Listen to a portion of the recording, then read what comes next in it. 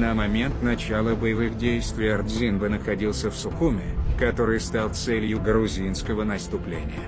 Понимая, что силы абхазов несоизмеримы с наступающей грузинской армией, Ардзинба и его ближайшее окружение решили покинуть город. Ардзинба бежал вместе с охраной и несколькими функционерами Верховного Совета Абхазии. Он укрылся в Гудауте, абхазском анклаве, где располагалась база российских, тогда, советских, войск, в том числе 345-го воздушно-десантного полка.